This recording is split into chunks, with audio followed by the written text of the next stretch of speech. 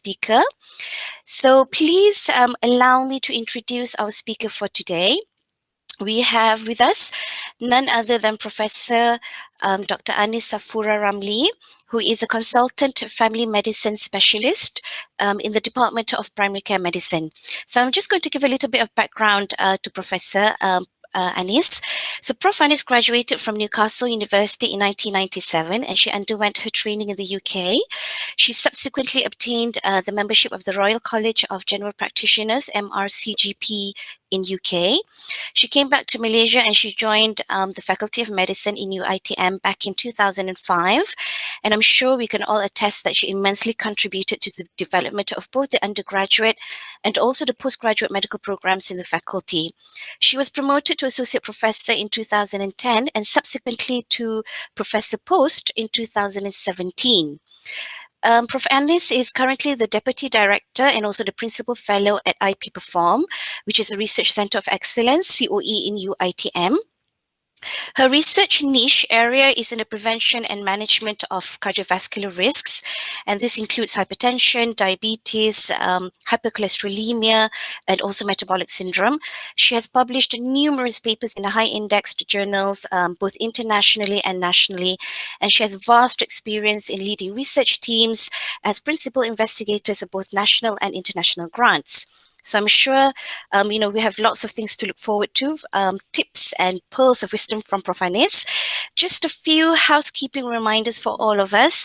Kindly ensure that you are muted at all times, except during the question and answer session, if you'd like to direct a question to the speaker.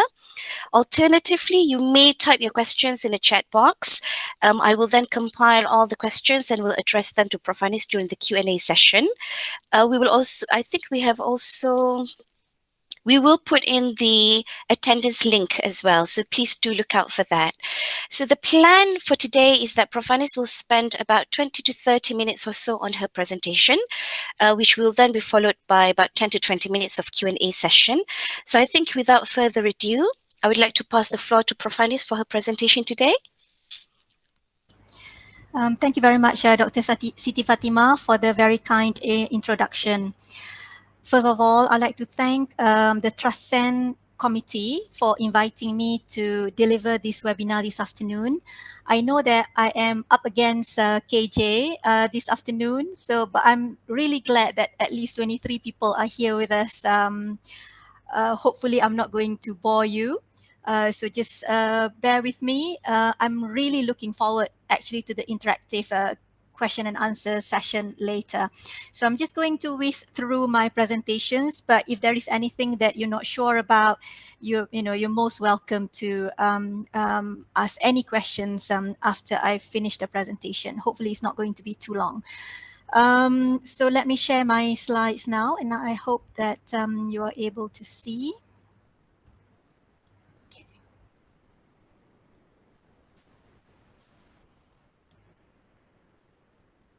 Okay. So I'm sure Dr. Siti Fatima will let me know if there is any problem with the slides, yeah? Okay. The topic that is given to me to be talking about this afternoon is about enhancing our research visibility and impact, the why and how. This is a presentation outline that I'm going to deliver in the next half an hour, hopefully. First, we are going to look at why are we here? Why are we in academia in the first place? And from then on, then there is the question of how to build a research career from scratch, how to enhance research visibility and impact nationally as well as internationally, and what does journal ranking, cumulative citations, and H-index mean to us in academics. I'm sure among the audience that we have this afternoon, we are from various backgrounds, various disciplines at different level of our career. So I will try to pitch this presentation this afternoon to the wide range of audience that we have, hopefully. So first of all, why am I here? I also asked myself this when I actually joined UITM back in 2005. I finished my specialist training in the UK. I never did anything like teaching or as such formal teaching while I was in the UK. All I knew at that time was actually treating my patients. So we all doctors or dentists. I can see some dentists or scientists as well in this among us this afternoon. So for us, especially, we were trained to be a clinician for those who coming from the medical background. So teaching an academic institution is something which is, not familiar to many of us. So we're all wondering, why am I here? So we probably join academic institutions such as UITM or any other universities because of various reasons. We may not want to be moved, to various places if we join the Ministry of Health, perhaps. Perhaps we thought that teaching would be fun. Perhaps we thought that, we could teach as well as practice as clinicians, but many of us probably not think about research career when we actually join academia. So we all need to find our purpose. So if you're still new in academia, then the first thing that we all need to do is actually find the question of why, because it is only that we understand our why, then only we are going to look at the how and the what. I'm sure this book is familiar to you. I can see Dr. Sharif is among us in the audience this afternoon.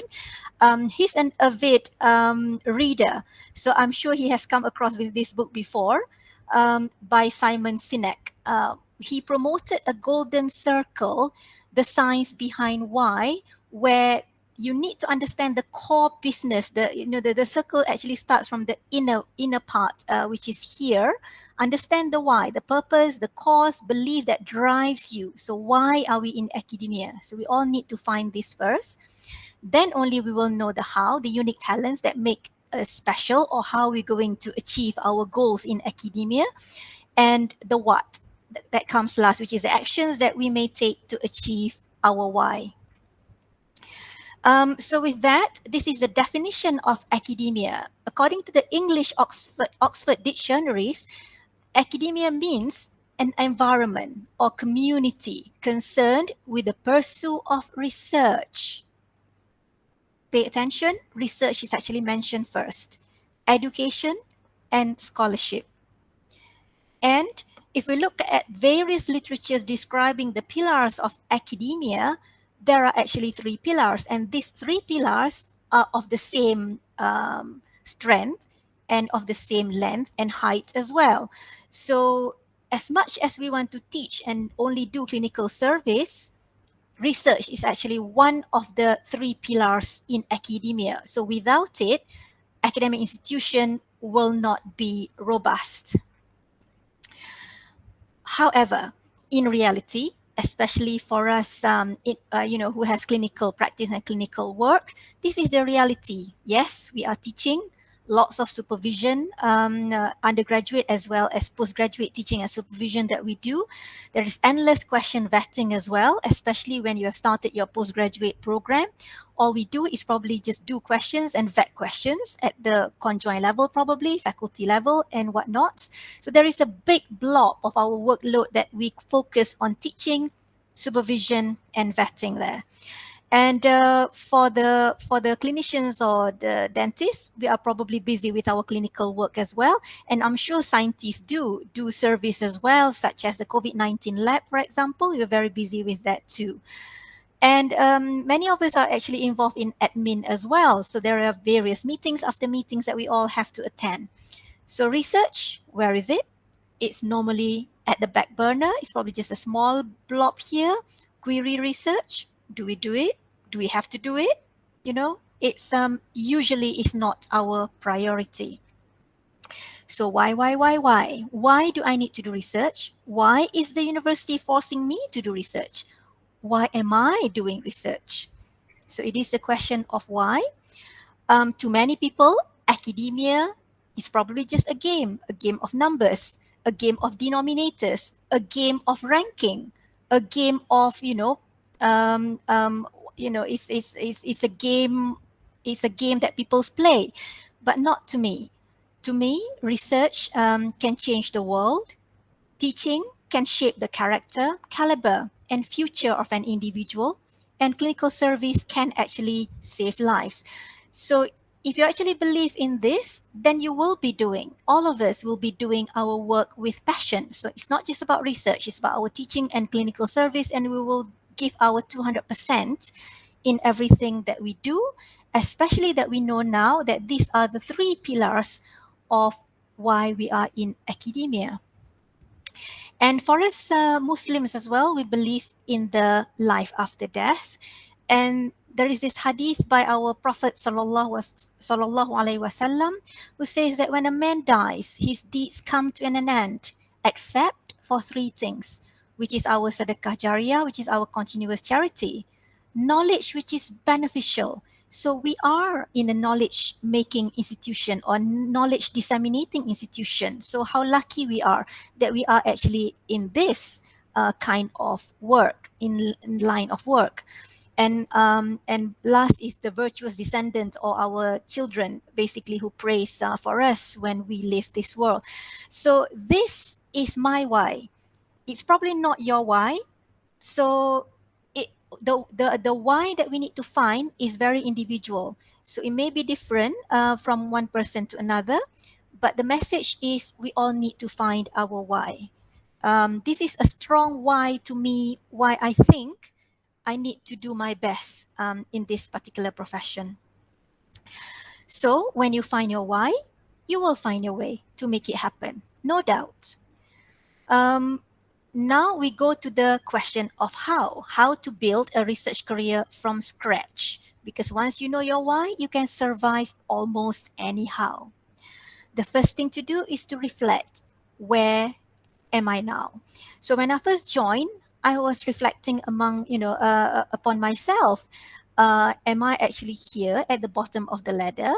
Say that I won't do it, because if you won't do it, then you will not, you haven't found your why, basically. And then attitude starts to change, where you say, oh, I can't do it. If you're still stuck there, then perhaps it's best to reflect again, why are we here?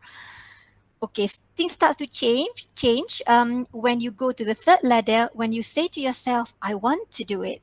Then you will progress on, how do I do it? I'll try to do it. I can do it. I will do it.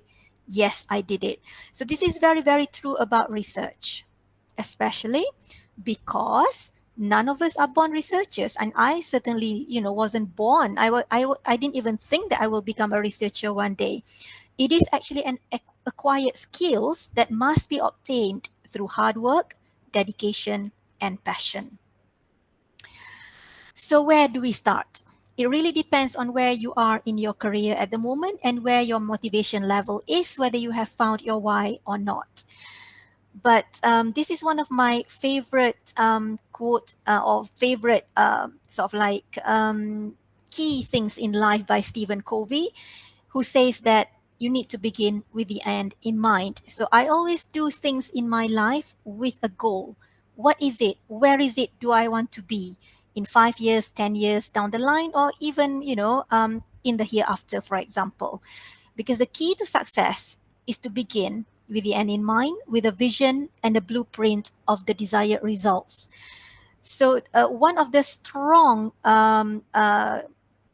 end in mind that some of us or many of us probably will have when you are in academia is probably you want to become a professor. So when I joined UITM in 2005, I look up to professors in our faculty at that time. We were just a small faculty of 43 people, not so many. We were so busy doing curriculum at that time, undergraduate curriculum to be exact, not even postgraduate curriculum. But I look up to the professors in the faculty at that time, and I look up to other professors in UITM as well as other universities. And so you begin to find role model among our seniors at that time, and who do you want to be like where in about 5 to 10 years down the line. So this is one of the driving factor of why people do research. But it doesn't stop there, because if this is the only end in mind that you have, you will stop doing research after you achieve or get your professorship. To me, It's more than that. Becoming a professor is a question of what do I profess. It's about, having a niche and being known and probably being acknowledged in your area of expertise. This is what a professor is all about. What is it that do I profess? But the question of why is, being a professor, the best thing is actually about coaching and mentoring young people, because you can see that young people, colleagues, or students can be shaped, or yeah, they are being shaped and molded towards their own future, and you have a chance to be part of that. So this is the highly satisfying part of being in academia or being a professor. So now back to the research about research career. How do we build? This is some practical tips I have, because when I joined in 2005, I was also lost. I never had any research experience before I joined UITM. As I mentioned to you, I came from service oriented background back in the UK. So the first thing that I did was actually find an academic or research mentor. So this is very important, because if you don't find the right mentor, then more likely that we'll probably be lost in this academic institution. And you need to join a research team as a co-researcher very early as well in your career. Learn how to write research proposals and try to apply for research grants, very early in the career, hopefully in the first 2 years, rather than not doing anything, for the first few years of joining. Learn how to write manuscripts very early too, and try to publish manuscripts from your thesis if you have not done so. So this is very true for everyone, for even if you're MSc or PhD holders, or from clinical masters, you do research, and from your during your postgraduate training. So try to publish that if you haven't. At the moment, there shouldn't be a problem, because many academic institutions has made publications as a prerequisite even before you can submit your thesis. So mentors, okay, there are four great mentors in my life that I would like to give special tribute today. The first mentor that I knew is a Professor Dr. David Whitford. He was actually my supervisor when I was in Newcastle. And he inspired me to actually join academia, because when he was supervising me in Newcastle, he was a GP, a general practitioner. And I was actually trained in his practice back in Newcastle. But along the way, he actually joined Newcastle University as a lecturer, and eventually moved to Dublin and then Bahrain, and becomes a professor in general practice, which is a similar field as I am. And he is currently the president and CEO of RCSI UCD Malaysia campus. And we still keep in touch, and we still collaborate in research even today. And in fact, I actually co-supervised Dr. Siti Fatima, our first trainee lecturer being trained by the UITM program, together with Professor Dr. David Whitford. And of course, our first dean, Allahyarham Professor Datuk Dr. Khalid Yusof, was actually one of my great mentors as well when I joined UITM. He's very, very research oriented. And he always say to us, about it is very important that we establish ourselves to become an authority in our field. I still remember that is his words in trying to guide us to, become visible in our research. And he's, as we know, was the former dean, the Faculty of Medicine, the first dean, and the former VC UCSI. And quickly, I joined his international research team called the Pure Study. We collaborate with people with Canada until now, the PHRI, or Public Health Research Institute in Canada. And my third mentor that is worth mentioning this afternoon is Professor Datin Dr. Hafizah Nawawi, my boss at the moment. She's a director of I-PPerForm. Her niche area is in familial hyperlipidemia as well as dyslipidemia. And she was the former deputy dean research postgraduate at the Faculty of Medicine at that time when I joined in 2005. And we were part of this a big research team together with Datuk Dr. Khalid Yusof at that time too. So I learned about research early in my career from these two figures in the faculty at that time. And then I went to Australia to do my special interest training in chronic disease management, and I met Professor Dr. Leon Peterman, who's my supervisor at that time when I was in Australia, and I learned a lot from him about writing papers, manuscripts, because he would come down to our workstations and actually sat down and went through the manuscripts word by word with us. Whom he supervised. So we actually published several papers during my 6 months attachment for my special interest training in Australia. And so these are my four mentors. So find yours. I'm sure you will be able to do so I'm sure you have already. And if you haven't got a mentor already, then find one or more or several.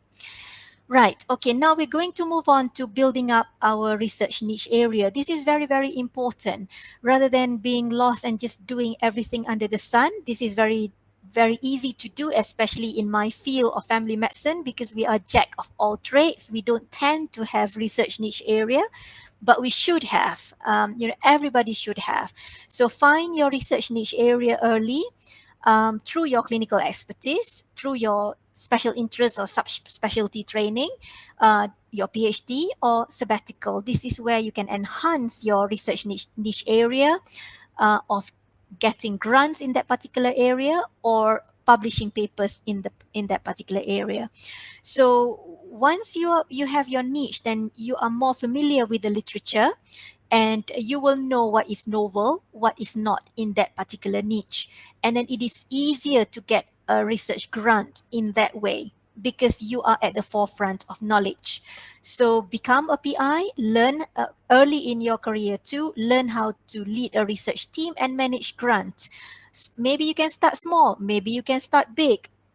Do it the way you like it. It does not matter as long as we strive to do it. And so while we're doing this, we should strive to publish at least 1 to 2 papers per year and in index journals. So get to know index journal early, like Scopus, WS, for example, and don't bother with non-index journal because most of the time, non-index journal may be a predator journal and nobody's going to read your work anyway, and it's hard to get cited if you actually aim for non-index journal. The least that you should aim is actually my site index rather than a total non-index journal. Okay, and then we need to learn how to supervise postgraduate students. We need to invent, we need to innovate, we need to own intellectual property rights and win awards. Okay, back to postgraduate students. So if your department has not started postgraduate program, this is first thing that any department should strive to do. Teaching undergraduate is okay, but the satisfaction, I must tell you, it is actually in postgraduate supervision, especially the research component. Now, so how did I do it? I started small, but I think big. My first research grant as a PI was granted in 2007. It was a very small one, Dana Kecemerlangan UiTM. It was an internal grant similar to Lestari currently. And it was only about 13,500 ringgit. And that's the topic there you can see is on medical education. I was still deciding, what kind of niche area I wanted to do then. So I thought, okay, easy to do sampling, then just do research on medical students. So I managed to get that grant at that time. My first few publications happened as a first author, I mentioned, because I have publications before 2008, but they weren't, I wasn't the first or corresponding author. So that doesn't count. So what counts is when you start writing yourself, learning how to write. So I did this in 2008. So that was about 2.5 years after I joined. The first paper that I wrote was actually a review article. So I was lucky that Malaysian Family Physicians Journal, they were just trying to get Scopus indexing at that time. accepted this paper after being peer reviewed for several times. And this is actually the starting point where I started to establish my niche area, because the review paper that I wrote at that time was about managing chronic diseases in the Malaysian primary healthcare, a need for change. And to my surprise, this paper has received more than 50 citations up until now. And the second paper is about the effect and of white coat hypertension, one and the same. So this is like a case report, but more than a case report. It's called the EBM commentary. Then later on, I published my first original article as first and corresponding author from our audit data that we did among medical students in UI. I mean, medical students were involved in this particular project. Is on antihypertensive agents in public primary care clinics. Is it Was it prescribed according to current evidence? So this is the first few publications that I managed to. They were all nothing international, just national level publications. However, soon after that, Malaysian Family Physician got Scopus indexed, and all these papers are now in Scopus. Right. Okay. Now moving on, establishing ourselves as a leading expert in our field. As you become more experienced in doing research, then we have to aim higher. Don't just get stuck there at just internal grants as well as national level publications. Go higher. Go for international journals, publish in Scopus and WS, and publish more, not just one or two, three or four. We should be aiming per year. Become PI of a national and international grant. I'm sure many of you in the audience here have gone through the pathway that I've mentioned to you, similar pathway that, I'm describing here. Bid for national grant by Ministry of Higher Education or MOSTI or many other national grant bodies that are offering grants, and go for international grants too. And by this time, you probably are skillful in supervising postgraduate students. So you have graduated them as well. You have established your national and international collaborations. Do research with colleagues or peers from other universities as nationally as well as internationally. Be involved in the guideline or policy development at the national and international levels. Become a mentor, inspire others, coach the juniors, and establish ourselves as an expert or authority in our field as an examiner, reviewer, or judge. So normally you take about 5 to 10 years to get to this level, but we all should strive to get to this level. Don't just stop at previous level that I mentioned before. So now, after about 15 years being in academia, Alhamdulillah, now our research team has regularly, we are now publishing in high impact journals, indexed in Web of Science, Q1, Q2 particularly. And we co-supervise postgraduate students together. We've obtained several national grants as well as international grant. And we compete in innovation competitions such as the IDEX, the ITEX, as well as many other innovation competitions. I'm sure many of you have got more experience than me in this area. So how do we do all of this? It is about having a habits of highly effective people. So I mentioned this book before by Stephen R. Covey. There are 7 habits of highly effective people. We need to be proactive. If you're just hiding in your room and not speaking to people, nobody is going to bother you. You're just going to be there sitting in your room. So you need to be proactive. So when I first joined in 2005, I was actually knocking people's door, trying to find work. That's the way I am. I am very proactive. It doesn't matter. It's not just about research. It's about teaching and any other things in my life. I'm quite a proactive person.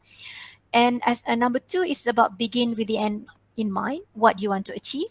What is your goals? Where do you see yourself 5, 10, 15, 20 years down the line before you retire? Number 3 is about prioritizing our time, because everybody is just given 24 hours a day, nothing more, nothing less. Everybody has just got the same amount of time. but it is how you actually prioritize your time and put your energy into. Number four is about thinking win-win. When you collaborate and you work with people, we cannot be selfish. We must be selfless, that it is about win-win situation. Not just one person winning and the other one is a loser. It doesn't work that way. Number five is seek first to understand, then to be understood. What it means is we need to be an active listener as well. Not just speaking all the time. You need to listen to people around you, listen to their feedback, try to understand them, try to understand their predicaments, their challenges, and stuff like that. Number six, synergize with like minded people. Number seven, sharpen the saw means have a balance in life, not just about work, research. You'll be bored. Okay, you need to have hobbies. You need to have, things, other things rather than just work. So that is about sharpening the saw. So the do's: choose wisely who you work with and what you work on, because you don't have much time. Okay, so you need to prioritize and you need to invest in the people around you as well. So you need to identify highly effective and gritty people. So I learned this word from Dr. Sharif as well, about grit, the power of passion and perseverance as the hallmark to achieve success in whatever you want to achieve. So find them. There are around. There are people who are highly effective and gritty in our faculty and in UITM or even in other universities. So find them. Synergize your action. Maximize the output. That's how we do it. And the don'ts. I have to mention this. It may be sensitive to some people, but there are don'ts. Okay? Don't lose your focus is one. But the most important thing is don't just treat academia as a game of KPI. It's a tick box things that you just have to do. Because if you do that, then you will do anything just to have a tick box of your KPI. And then you probably are happy to become a proxy principal investigator, a proposal written by somebody else in an area not familiar to you, but given to you to be a PI, a project not familiar to you. And then you don't know how to manage it. You don't know how to do anything about that particular grant that are given to you. So don't do this. I know a lot, people are doing it, but it's not right. And I wouldn't encourage you to do this. Another thing is being a free rider in a publication without knowing how to write, without much contribution, just finding collaborators here and there, but not wanting to learn to write and not pulling your weight basically. And people are too scared to actually kick you out from a research team or a paper, especially if you are writing a junior colleague, for example, a student, for example. So this is not right. We shouldn't be doing this. It is dia tak berkat lagi pun in the first place, because we don't deserve the whatever that is the output that is being churned by other people. And the don'ts that we need to that to avoid is to obstruct others.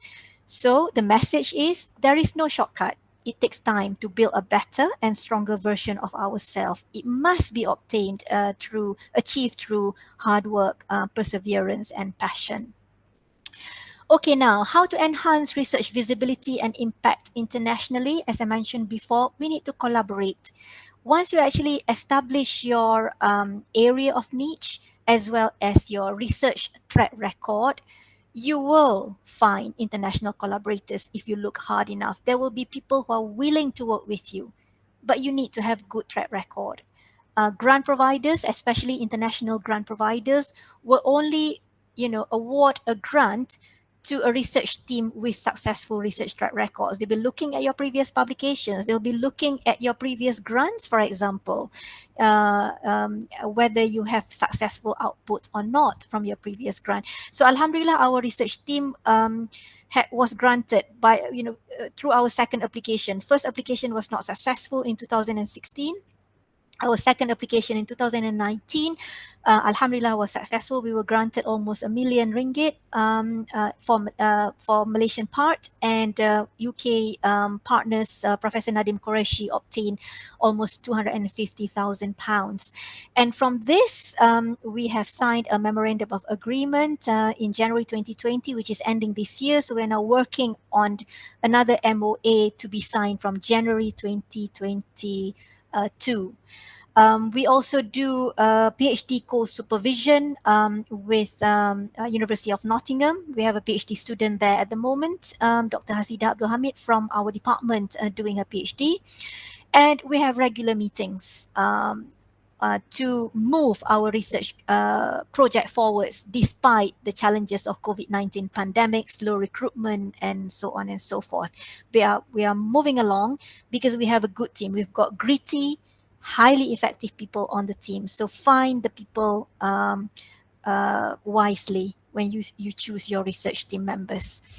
And of course, how to enhance research visibility and impact internationally is through joint publications. We've got several in progress and we are aiming to publish in high impact journals.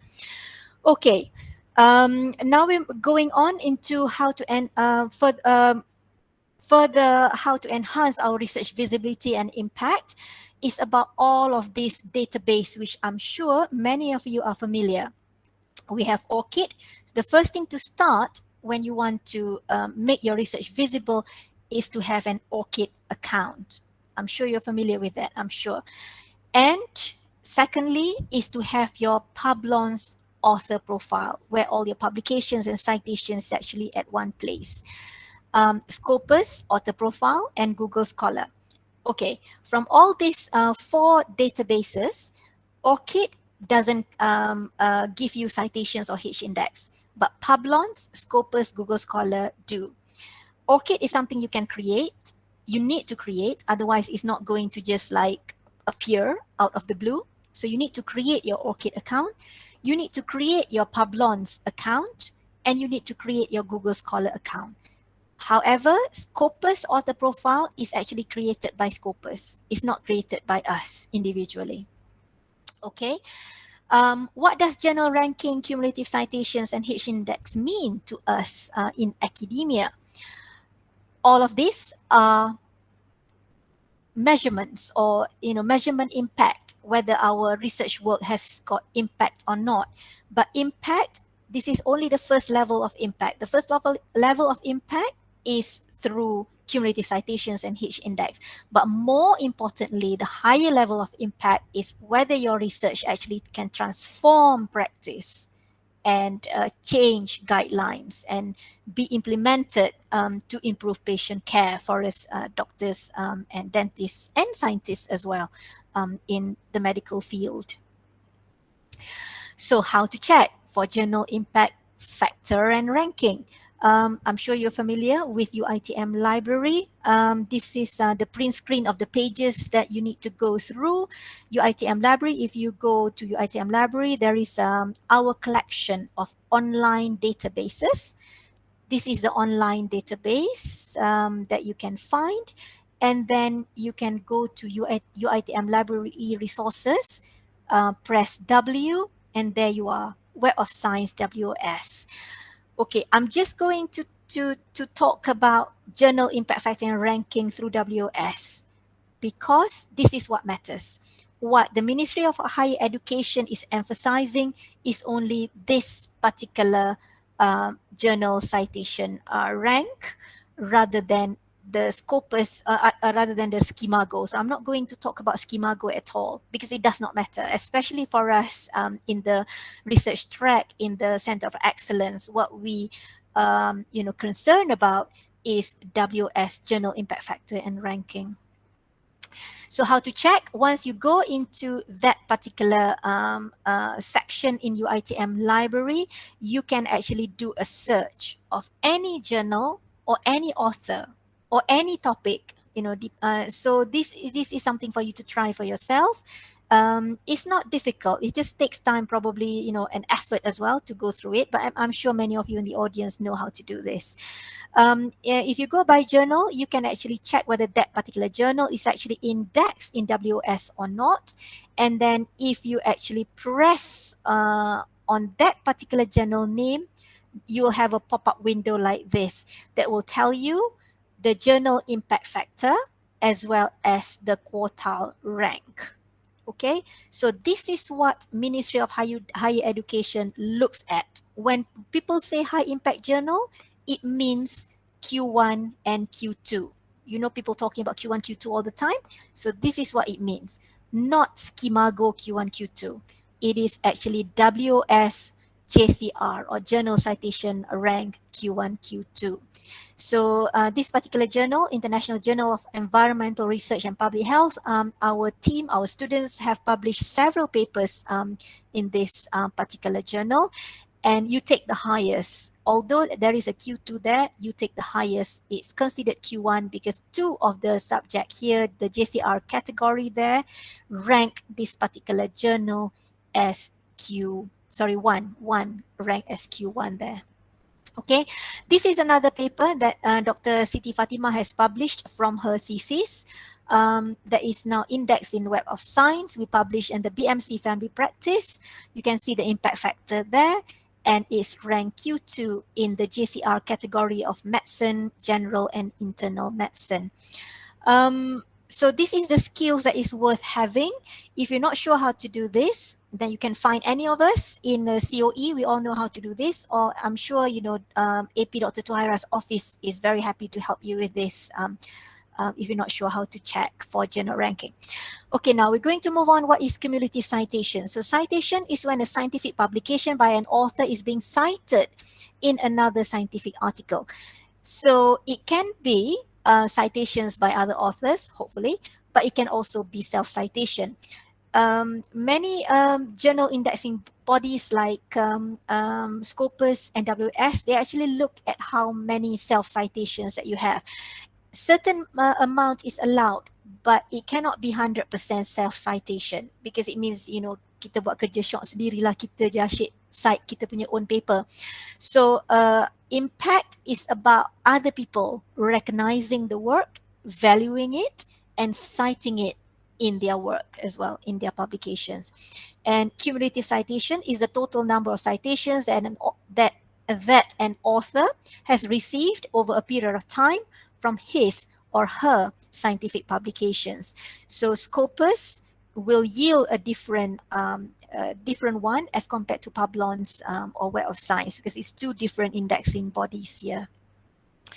What is H-index? H-index was actually proposed back in 2005. So when I first joined UITM, I remember there was a talk by Prof. Habinda during our research retreat at UITM Hotel, I think.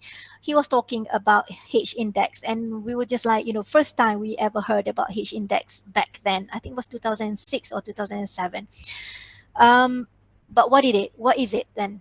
It is a quantitative metric based on analysis of publications and citations data to provide an estimate of the importance, significance, and broad impact of a scientist's cumulative research contribution. So it is about impact. Okay, H-index is calculated by counting the number of publications for which an author has been cited by other authors, or self-citations actually, at least that same number of times. It sounds a bit confusing to me as well the first time I read it.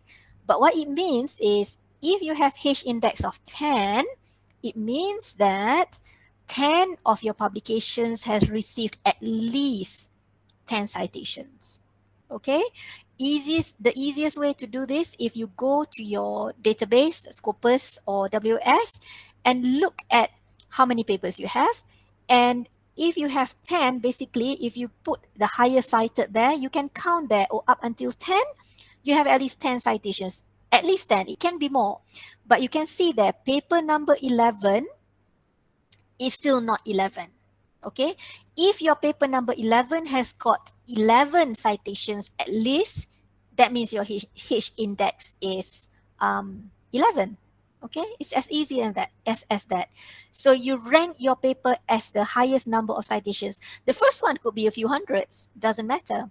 But your H index is not a few hundreds because it is limited by the number of publications. Okay, so this is a graph of somebody with H index of 6 there.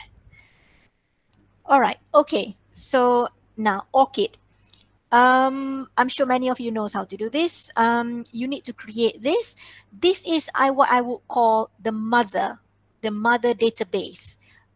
Although it doesn't count your citations and H index, but it gives you a freedom to put all the papers that you have published. because you control this. You create like a CV here. You put your, your employment, your affiliations there, your education, all sorts of things you can put in here. Your niche area as well. You can put your website link, and you put your other ID links as well, and your keywords there.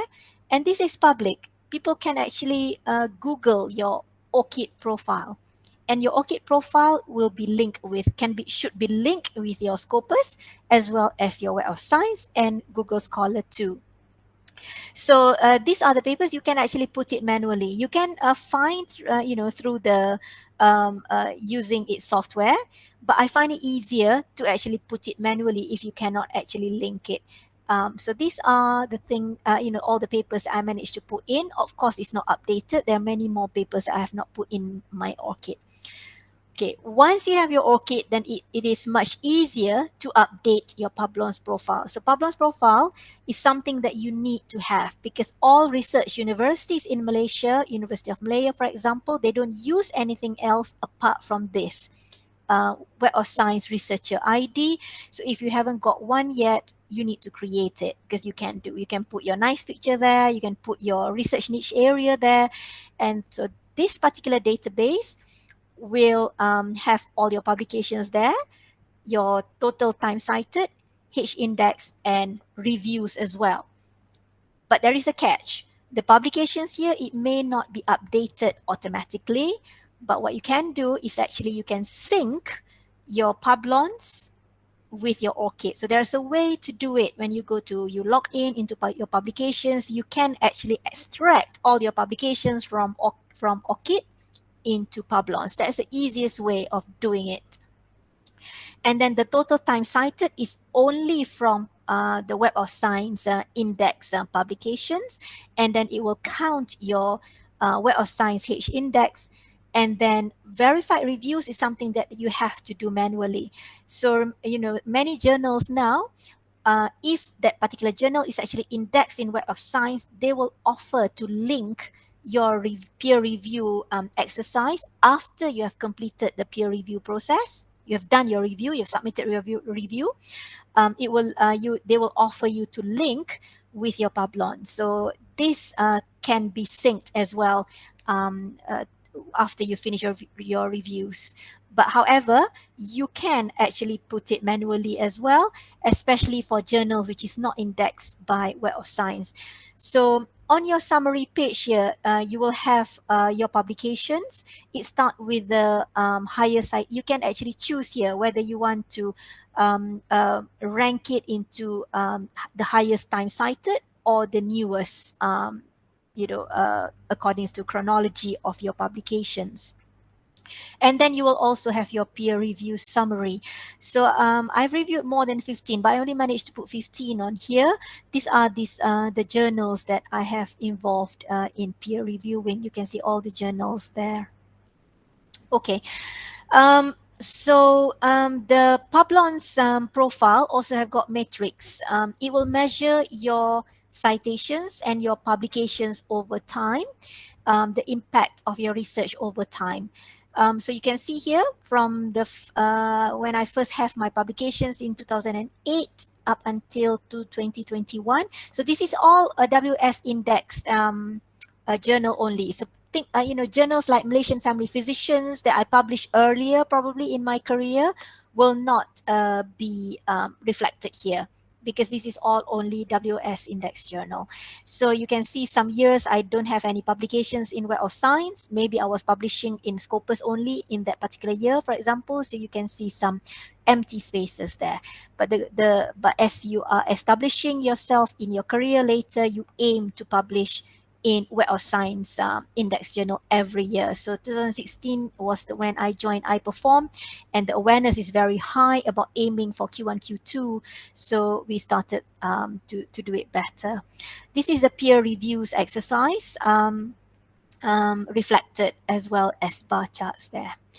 And when you go to publications, you can see all the journals that you have published in. And if it's Web of Science, it will tell there. Okay. Of course, you can put in papers which is not Web of Science, but they don't count the citations from these journals which is not indexed in WOS there. You can see some Malaysian national local journals there. Okay, so this is again on your publication page. All your publications will be listed in here. Okay, now Scopus. This is something which is not generated by ourselves. It says here, this author profile is generated by Scopus. So once you start publishing in Scopus Index journals, then Scopus will generate this for you. And then it will also churn this graph of document and citation trends throughout your career. So documents by author in Scopus is 41 here, and they will calculate citations as well, and H index is 14 by Scopus. So it is different from Web of Science, because Web of Science, you have the problems, you have more control. You can actually put in many other publications which is not indexed in there. So that's why you have more in Web of Science. Okay.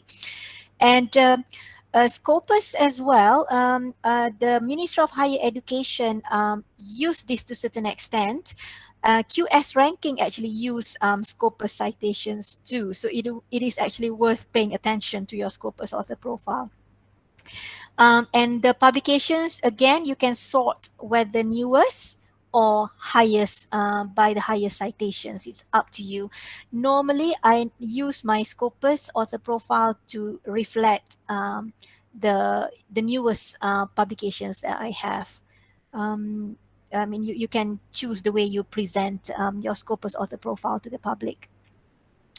Okay, Google Scholar is a database which I'm familiar with since I first joined, actually, even before I was familiar with Scopus or Publon's author profile.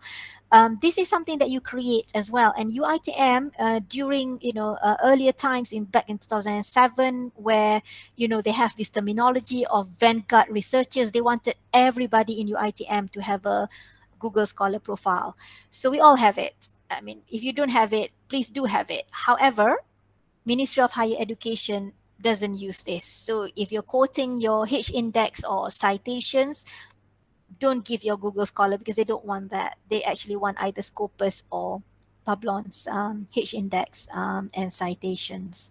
But it is useful to have. You can even have abstracts in here. You can have everything, non-index publications in here, everything under the sun that you have published, even newspaper article, you can actually put it here in your Scopus author, in your Google Scholar profile. And sometimes it's automatically picked from other people publications which is not yours, so you need to clean it up from time to time as well. Okay, so how to further enhance research visibility and impact? Social media, obviously. I am a Gen X, from generation of Gen X. I don't know how to use Twitter. I mean, I don't have a Twitter account. I'm not an Insta person either, even though I have an account, I'm not active. So I use Facebook. I actually co-manage several Facebook accounts with my colleagues, including I-PPerForm Facebook account, as well as our primary care department Facebook account. So you can actually use this to further enhance your research visibility. For example, by doing this poster, this is a template provided to us by the TNC Research and Innovations Office that encourage us to do this poster to make our Q1, Q2 publications visible. So once you send to them, they will share it on their website as well as their Facebook account. And we do as well. So we normally share it on I-PPerForm account as well as our primary care department's FB page as well. And of course, how to further enhance research impact is obviously on our patients and society. So do research that matters, that our patients can benefit directly, hopefully. So we are lucky to be in this business where we can treat our patients, we can do research. So do research that matters to them. And our research team is very lucky recently that we are granted another grant worth as RM 60,000 ringgit, an internal grant, one of the highest amount for internal grant under the Grant Penyelidikan Myra Road to High COE. So that's it. This is just the last few slides. I'm passionate about research. I'm sure you will as well, and you are already as well. If not, you're not going to be, you're not, I'm sure you will probably prefer to listen to KJ rather than me babbling about research. But there is no fun in climbing the mountain alone. It is a mountain. Doing research is like climbing a mountain. So let's do it together. Let's have fun. Let's be passionate about it. And let's do it for our university, and also, for ourselves, inshallah. Okay. Thank you very much. Thank you very much for listening. That's all.